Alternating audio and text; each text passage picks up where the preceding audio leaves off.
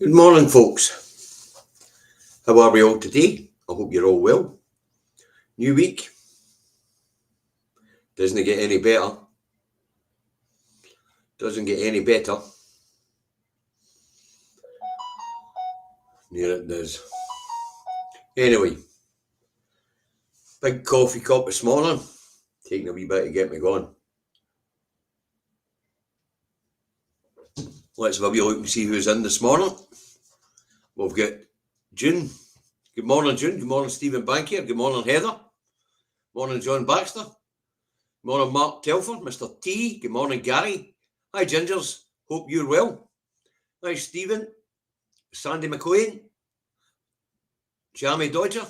Wee Bird. Eddie Wolfie. Reagan Elite. Alistair Kerr. Wolf Pet. Aki's Mad. Peter M. Muttley Von Eric. What a cracking name. I like that one. Anyway, welcome, Muttley. Hi, Maggot. AJ. The other Davies in the house. Folks, I see sometimes in the comments when I'm making a comment prior to day 2 words coming up, day 2 words, hi guy. Hi guys. Now, if you see a comment for the Two Davies before that, day 2 words, hi guys, come on, then it's me commenting. Once the hi guys appear, I'll not be commenting. That'll be the other Davie, okay? Right. Good morning, George Docherty. Good morning, Barbara. Good morning, Christina. Good morning, Tommy. Good morning, Gillian. Back down the bottom again. Morning, Rachel from accounts. You made the press again today. Good morning, Alan. Fit like the day. Fit like a day.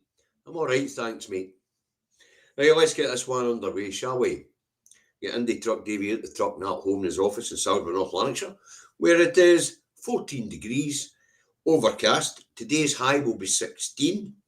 Rain in the forecast, so if you're in North Lanarkshire, take it on, carry an umbrella if you want. Humidity is at 94%. Wind speed is between 20 and 40 kilometres per hour, or 12 to 24 miles per hour in the old money. And the pollen count's low. All right, grass being the main allergen. Right, it's the 6th of the 10th, 2025. Let's get on with it. First up this morning is the Daily Record, and as you know, we don't put the Rancid up, but the Rancid's got, after 122 days of Ibrox turmoil, busted. Martin sacked after getting a police escort at Falkirk to escape stadium as raging fans block team coach. So it would appear that Rangers Football Club have sacked their latest manager. Will it make a difference? I don't know. How many has that been through in the last couple of years? They maybe want to try sacking the duds in the in the changing room as opposed to sacking the coach. Or maybe sack the main recruitment officer. Because this bunch of duds have went through about 5 managers. Or 6. And still achieved nothing. So they might be going at it for the wrong angle at Ibrox. Maybe they want to change the players as opposed to the manager. Right, that's enough of the football nonsense. Shall we move on? Next up, we'll get a Scotsman. I'll go dig it out and put it up. Right, it's not that end then.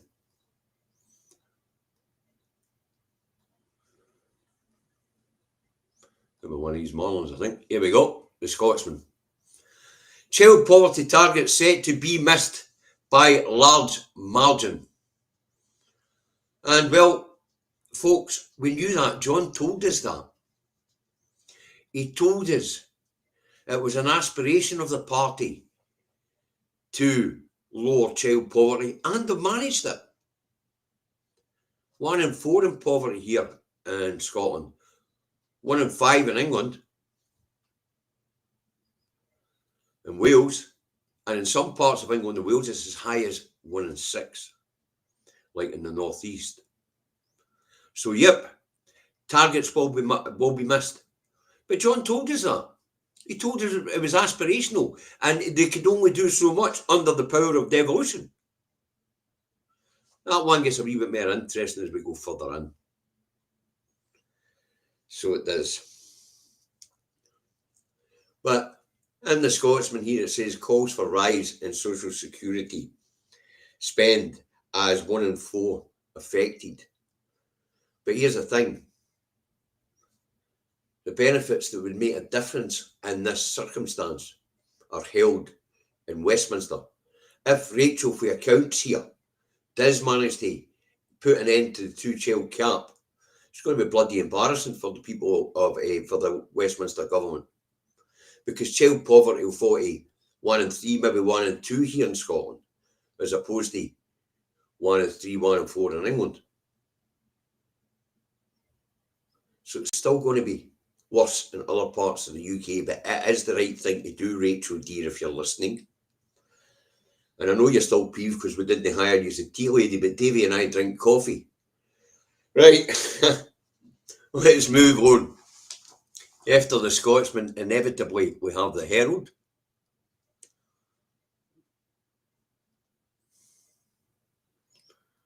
So let's get the Herald up.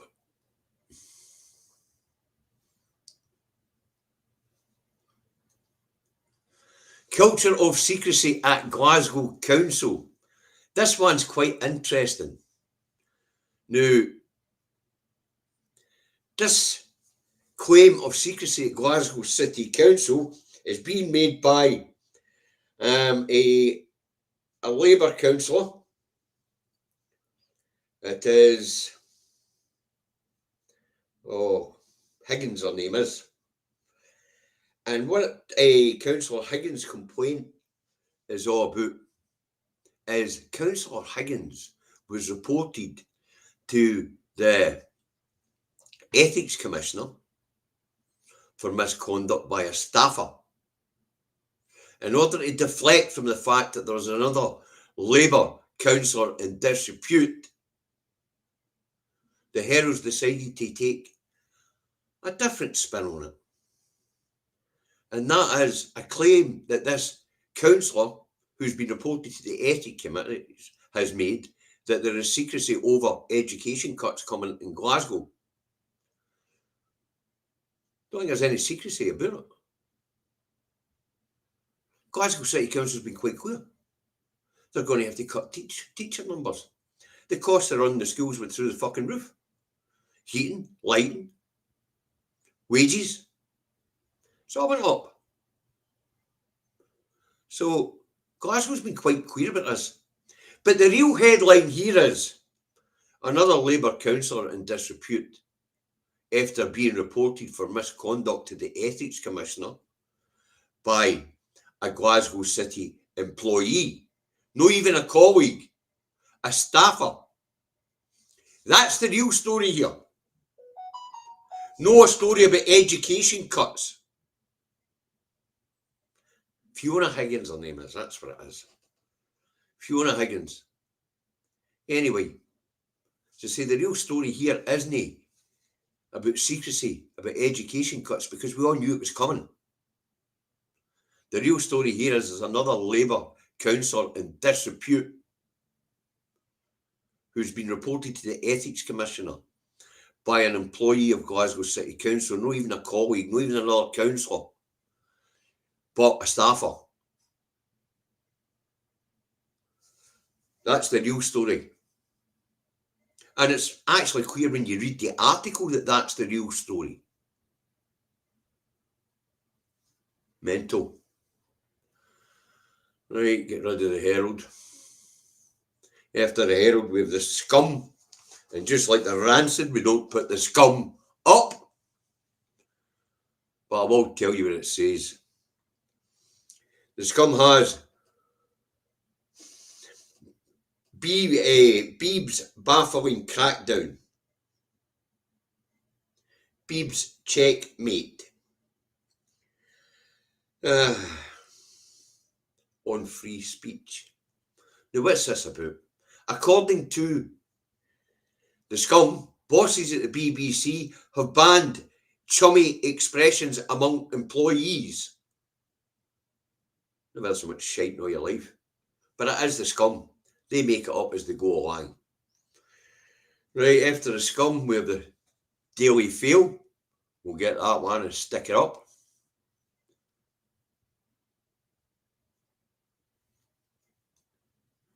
Here we go, the Daily Fail.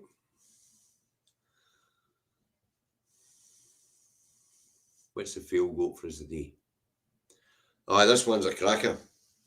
Scottish Daily Fail has First Minister faces fury at October 7th memorial. Swinney heckled at vigil for Hamas victims. This is an interesting one. A really interesting one.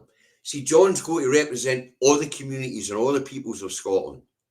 So he was invited by the Jewish community to attend a vigil for those who lost their life on October 7th. But John was walking into a trap. He knew that's what he was getting himself into, but he had to do it. He has to represent all the communities. But of course, with the Scottish Government stance on the genocide going on in Gaza, he wasn't really going to be taking it easy. He wasn't going to get an easy ride for the Jewish community, was he? Because the Scottish Government have openly said that there is a genocide going on in Gaza. So the Jewish community apparently attacked John Swinney after inviting him to speak. I have no doubt that John actually would have mentioned everybody who died that day, including the Palestinian people who died that day. So, as I say, John was stuck in a very difficult position where the Jewish community invited him to a commemoration. He had no choice but to go. He's going to represent all the people, and then they bloody well attacked him. They bloody well had a pop at him because of the Scottish Government stance on the genocide in Gaza. You know, it might have been better if he'd have sent a staffer along or another minister. But it didn't matter who was going, they were getting it. Because the Scottish Government and the Scottish Parliament have made it clear they think that Israel's committing genocide. It's not just the SNP, by the way, right across the Parliament. They all agree that Israel's committing a genocide, which is a wee bit weird. Because the Tories down the road won't admit it. The Labour Party down the road won't admit it, but the Tories and the Labour Party here will. Interesting situation, a dilemma for the cuckoos in the nest, eh? So that was a fail. Let's get that done. After the fail, inevitably, we have the Looney Rag, the Express. What's it got for us this morning?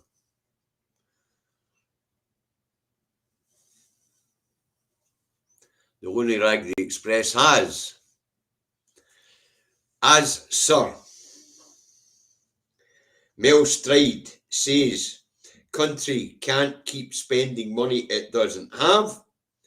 Tories pledge to slash 300 billion cost of welfare. Is that not the same amount that Farage promised to cut? And Sir Mel Strider, whoever the fuck you are, or Striker,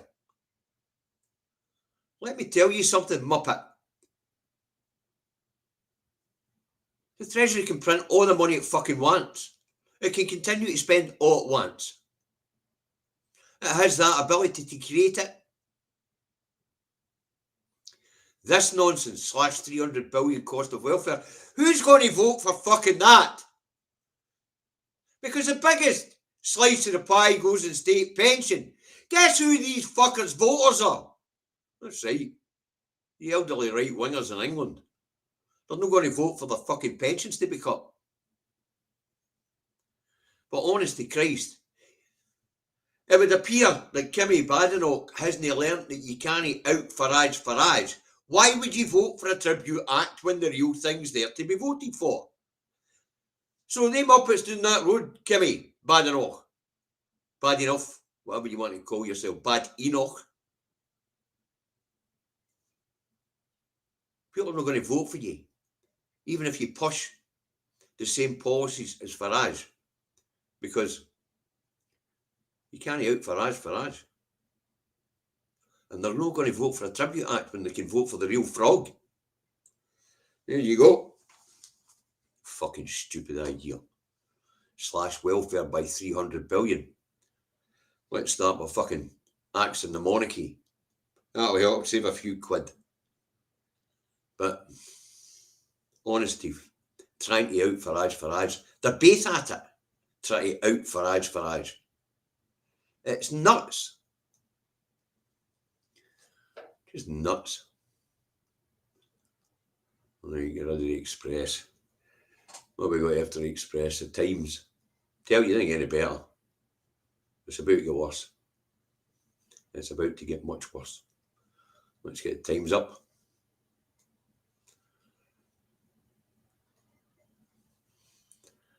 The Times has, the time of its life, Mahmoud, police could get powers to ban protest. Oh dear. Civil unrest coming, folks, and they know it. What was interesting over the weekend was we had the so-called terrorist attack at a Manchester synagogue, where it would appear the police did more damage than the terrorist. But of course, we had the opposition leader, we had the PM go to that synagogue. Saturday night, a mosque was attacked and set on fire. Where was the PM on Sunday morning? Was he at that mosque? No, what they were doing Sunday and Saturday was lifting wee old women and ministers of the cloth for holding up signs saying they stood against the genocide in Gaza and they stood with Palestine action. Misusing the terrorism bill to clamp down in peaceful protest. Their excuse for clamping down the protest further in England and Wales. Apparently the Palestine protesters would not postpone their protest because 2 Jewish people died in Manchester. And why should they? When over 66,000 and counting have died in Gaza, including innocent women and children. So, because the pro-Palestinian protesters wouldn't cancel a protest, Zionist and Zionist front bench of the Labour Party have decided to get all Hitler on their arses and go all fascist on us. Well, not exactly, it's the people of England and Wales. The people of England and Wales. They're fucking mad who's doing that road. And the press, the politicians are whipping it up. They're too fucking stupid to put a clamp down on it. The anti-Muslim rhetoric is through the fucking roof. Where was Starmer Sunday when a mosque was attacked? Where was he? Was he seen his beloved fucking Arsenal?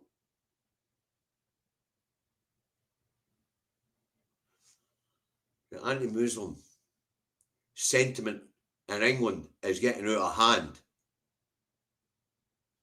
Getting out of hand. And it's being stoked by the politicians and the fucking newspapers. And people like Farage and Robinson. By the way, fucking Tommy Ten Names has been invited to Israel for a visit by the Israeli government. Why is upright wingers doing that road? He's not an English nationalist. He's not a British nationalist. He's an Israeli asset. And you right wingers are the fucking mugs. stoking Islamophobia is what Tommy Robertson's doing. And he's being paid to do it by the Israeli government.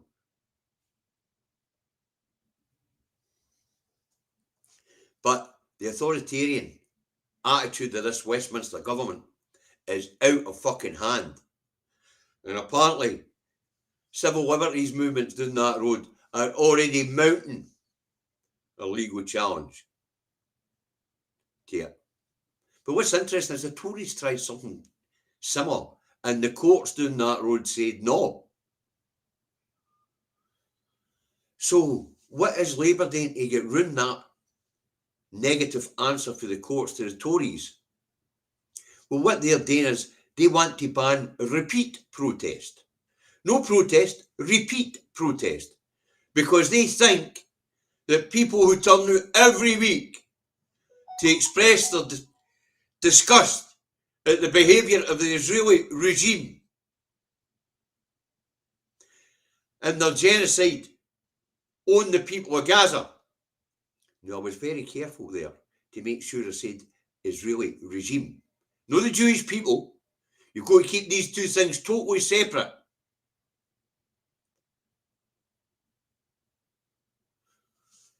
It's not the Jewish people. It's Netanyahu's regime. It's the Zionist regime. I was sitting watching a rabbi last night talking about how he was a Palestinian.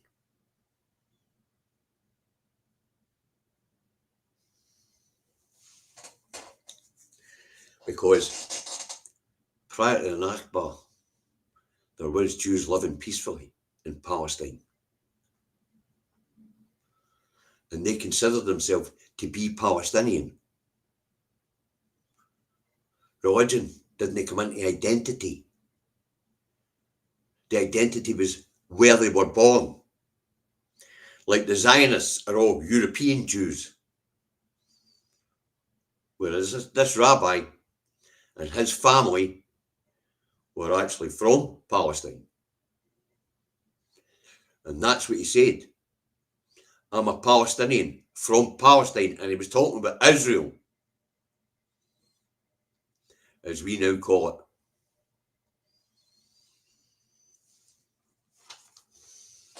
Right, then with the Times. Tell you it wasn't getting any better. Now we read the Times. Next one up, of course, is after the Times is always the Telegraph, or either way round actually. Let's get the Telegraph up. Now, the Telegraph goes on a different story, which is down that road today. And that is PM must come Queen over China, says Tories. Now, this is the spy trial that was going on down that road, where two people were accused of spying on behalf of China. Now, these were Christopher Cash, a 30-year-old from Whitechapel in London, and a 33-year-old from Whitney, Oxfordshire. And that was Christ, I forgot to write the name down, I think. Anyway, they were arrested under the Official Secrets Act and taken to court accused of spying for China. But Jonathan Powell, the National Security Advisor, when asked by the judge, were these people given information to an enemy? Mr. Powell, the National Security Advisor, says, I wouldn't describe China as an enemy. I'd describe them as a child, as a challenge. Which is interesting because under the Official Secrets Act, in order to be spying, you've got to pass information to an enemy of the state. The minute the security advisor said, well, we don't consider China an enemy, they're just a challenge, then the spy charge doesn't hold water. Because in order to be spying, you've got to pass information to an enemy. And if the National Security Advisor tells you that the Chinese are not an enemy, they're just a challenge, then there is no spy charge. Because you haven't passed any information to an enemy. So the trial collapsed, and now the Parliament wants answers. Well, as far as I know, China's not our enemy at all. The state, meaning Westminster, might not like the way China's run. Might not agree with how China's run. Even though they're acting like the fucking place is China. With their digital IDs and clampdown on protests and freedom of speech. It'd be as well being fucking China.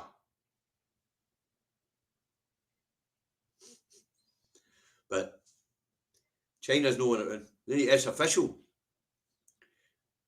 The National Security Advisor, Mr. Powell, Jonathan Powell, has told the courts that China is not an enemy. So we'll not need to worry about China going forward, folks. So all the nonsense we see about China in the papers from now on, we can just ignore it. China's not a threat, according to the National Security Advisor, Jonathan Powell. That's a comfort. With all the other fucking madness that's going on this fucking island.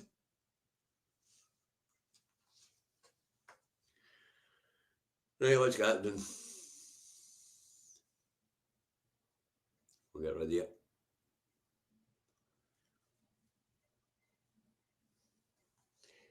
Next, we'll get the Guardian.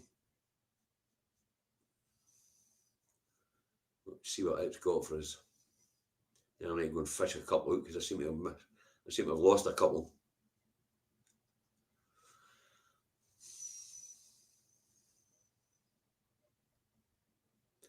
Alarm over Minister's plans to give police more anti-protest power. Certainly don't want to be living down that road. Yeah. Because there's no freedom of speech anymore. The protest, their ability to protest is about to be challenged. And I have no doubt that the good people of England will take that challenge on. Square on. I think Starmer and Mahmood may well be about to make a cross for their own back. Because I can see the good people of England no taking this lying down. Apart from civil liberty groups taking it to the courts, I'm sure the people of England will defiantly turn out and protest. I mean, defiantly turn out and protest. But as I say, that's pure madness. And I mean madness.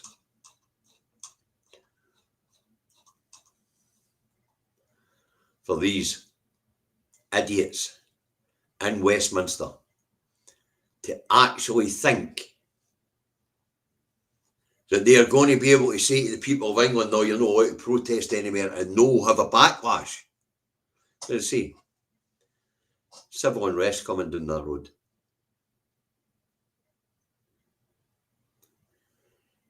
And they know it. They know it's coming.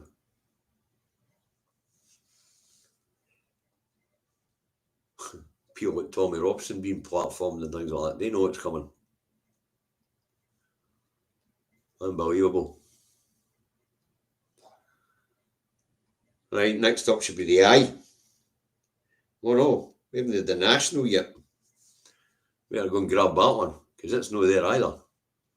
2 seconds, folks, to get the National up. The National's got some really interesting headlines this morning. And I mean interesting. So let's get National's front page up today.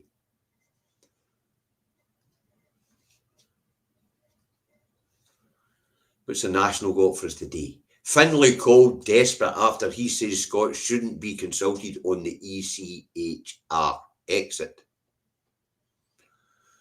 That is pretty fucking desperate. We won't be consulted, by the way, folks. If that bunch of fucking loonies down that road vote in Badenoch, or Badenoch,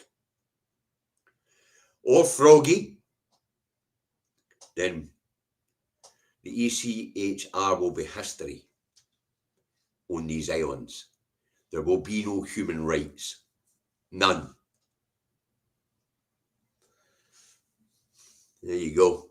Right, plans for an extra police power to bar protest ludicrous. Amnesty.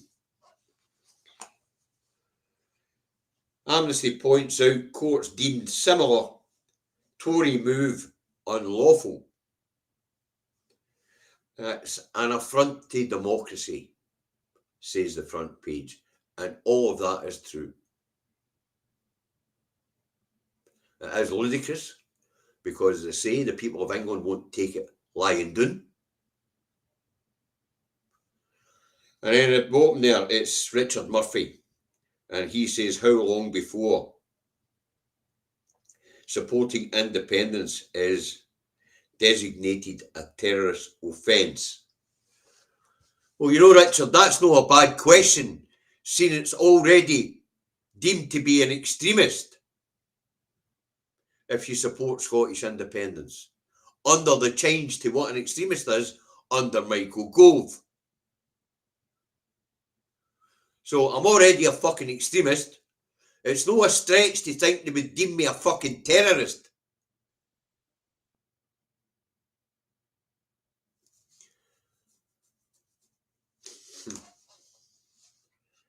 That should be fun. Better shut up, David. That should be fun, deeming me a terrorist. I might just go out and conduct some terrorist activities if they want to deem me a fucking terrorist. Mental. Next up, we'll get the eye. And it tells us, I told you were in the papers today, Rachel. Told you. And it tells us Reeves looks at budget tax hikes on bank profits to raise billions. Well, they're the right people to start with. Hit the banks. After all, the Tories lowered or scrapped the additional taxes on the banks. So that would be a start, Rachel. Hit the banks and then hit the billionaires. You want to plug your black hole, your massive black hole, reform the tax system, adopt a Scottish style system. That'll give you 11 billion right away. Whack the banks, whack the billionaires, make the corporates pay their fucking taxes. Then the black hole will disappear faster than coke up sniffer Gove's fucking knees. There you go. That's how to fill your black hole, Rachel. Start with the banks, move on to the billionaires, hit the corporates, make them pay their fucking taxes. And that black hole will suddenly disappear and there'll be an abundance of cash for public services. And you'll also be popular in England and Wales. Yeah. Right, that was the eye. What's the Metro vote for us this morning? Well, the Metro's back on child poverty figures here in Scotland. So let's get it up.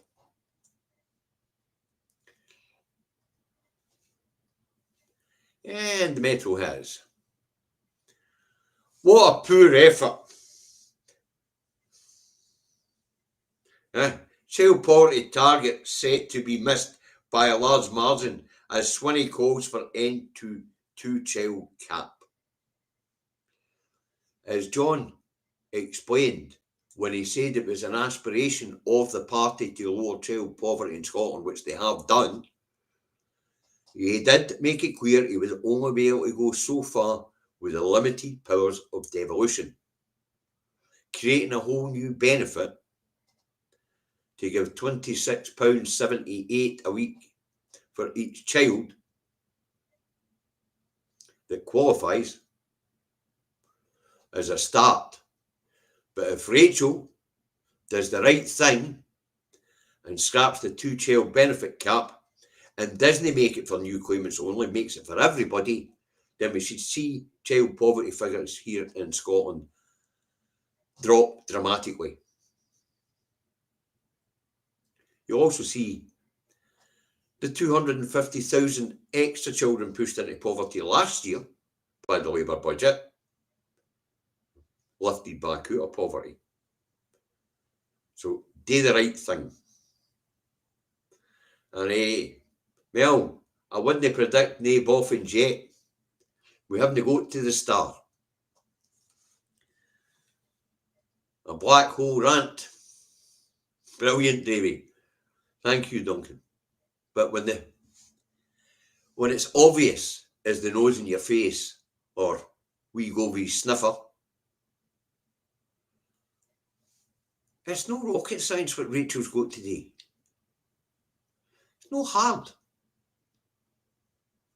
Tax the banks. Tax the billionaires. Make the corporations pay their taxes. It's no fucking hard. Well, right, let's get mettled in and let's see if Mel's right about nae boffins. Shall we? Shall we see what the stars got for us today?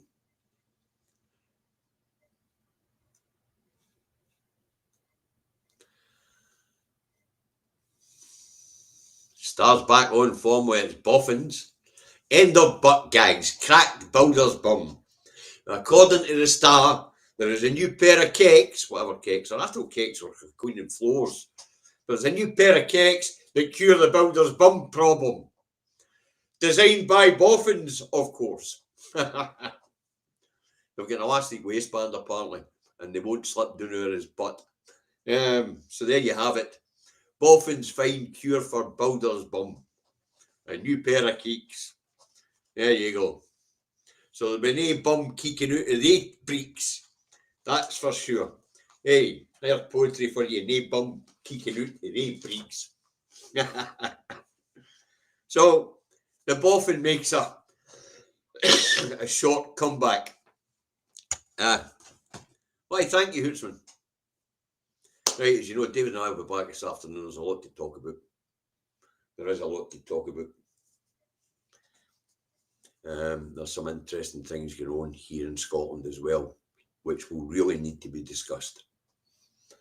So I'll be back at 4 o'clock with the other Davy, where we'll get into some of the subjects which aren't covered in the newspapers today, which are flying around in the civil discourse in Scotland and wider afield. Okay, so big coffee cup needs a refill. And I'm going to start writing. Not that David's going to follow the bloody script, but I'm going to start writing anyway.